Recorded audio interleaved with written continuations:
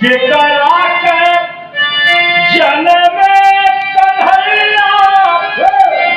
केकरा के बलराम हो रामा के लुटवैयन धन सोनावा के सुधाता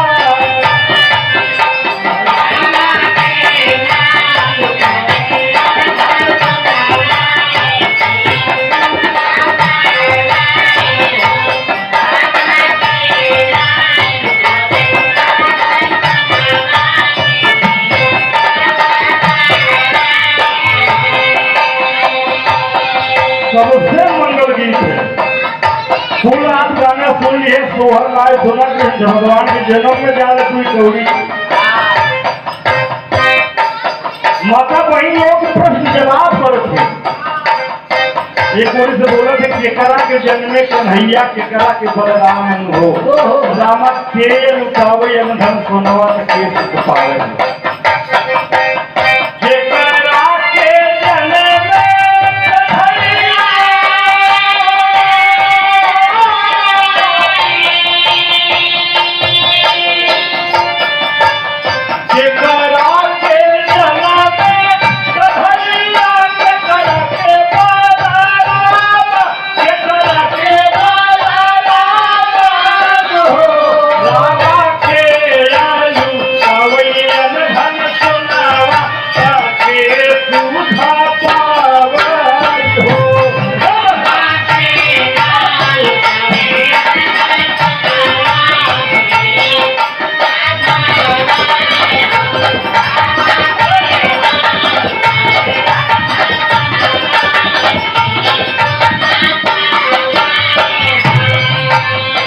जवाब मिलत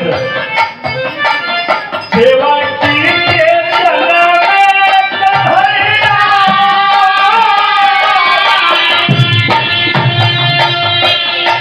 सेवा की के जन्म कन्हैया गोहरी के बलराम गोहरी के बलराम हो रैया बाबू समय धन सोनावा या खुदा सुधा पावन हो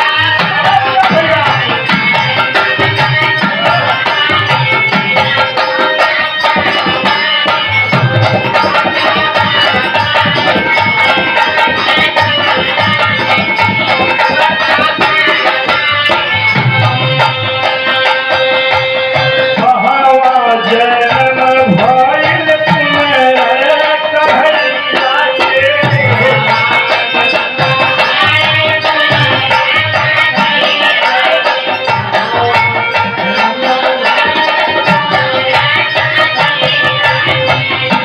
आगे जागल के करा के घर अंगनैया के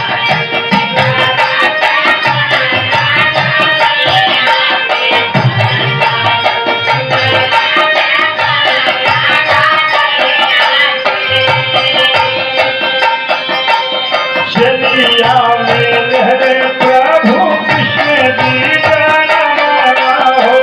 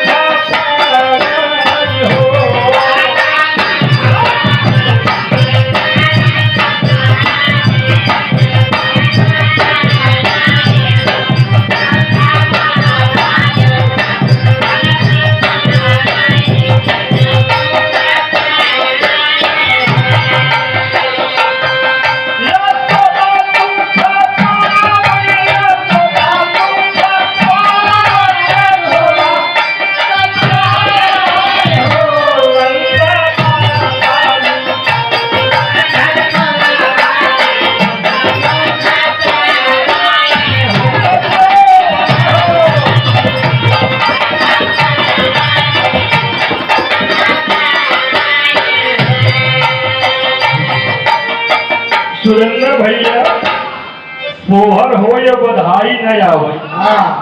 वो भगवान कन्हैया के जन्म पर देखा भैया लेके आओगे बधाई है। ये देखा जिलेदार भैया यदुवंश कुलभूषण मुरली मनोहर भगवान कन्हैया जी का जन्म हुआ और मैं सोहर गा रहा हूँ। इस सोहर पे बधाई रूप में हमारे बड़े अजीज मित्र, हमारे दिलों के धड़कन मनिया पौधेश यादव नेताजी की तरफ से ऐतिहासिक धरती शाहपुर शाली से 101 का स्वागत सम्मान है, 100 रुपये नमन है। भगवान कन्हैया का आशीर्वाद प्रसाद मेरे समाज का नाम रोशन करे। मनीष बेटवा देखा ही सुहावला के लैया बदलत है कि अभी तक माता वही लोग आवत है। अब यह देखा सुरेंद्र का हरवा में चलत है। राजा देखा अरे बिना पधारी के महल पैसा के जमानी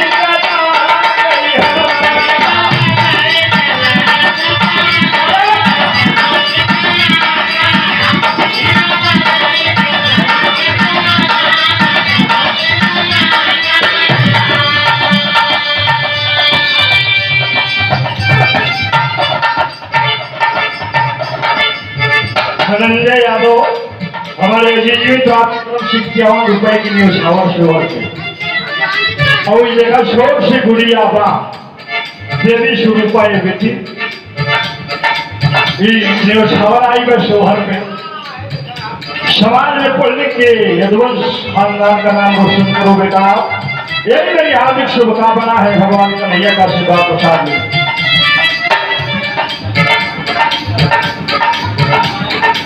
समाज के सम्मानित आप बड़े भैया इस नारायण दुकान वाले 51 रुपया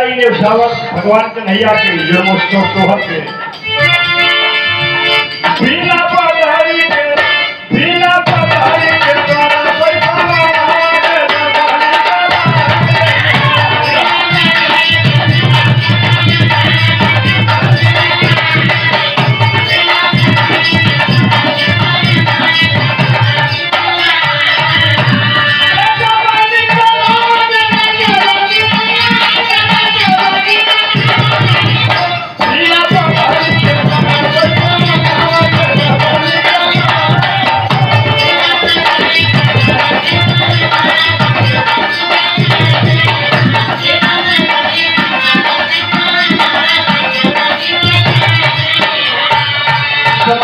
सम्मानित वीरेंद्र विक्रम यादव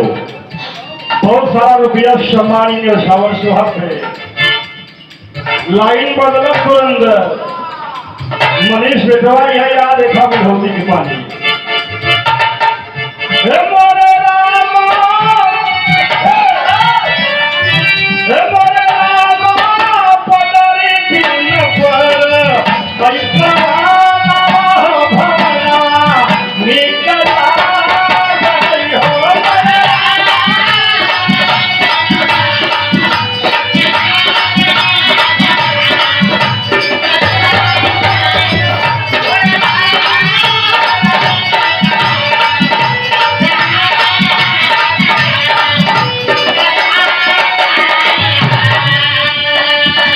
लेकिन भैया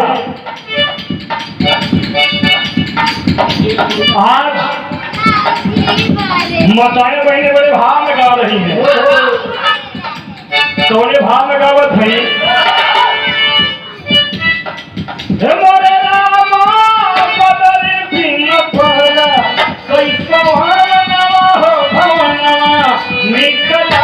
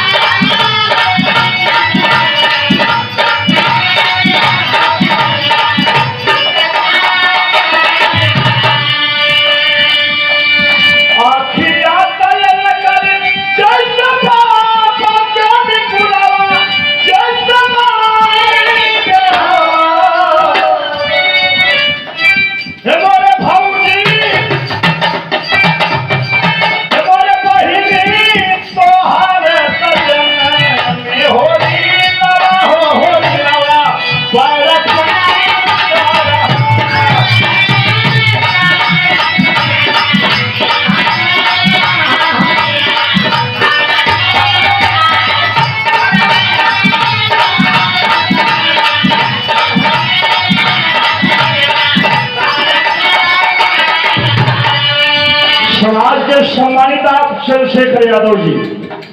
51 रुपया 100 रुपये उठावर बात जय श्री कृष्ण भगवान कन्हैया का आशीर्वाद प्रसाद में सीताराम वाली भरे जीवन कृष्ण भगवान के बुआ हरे रही समझू बोल की आई वह बोलत थी हे बोले भाव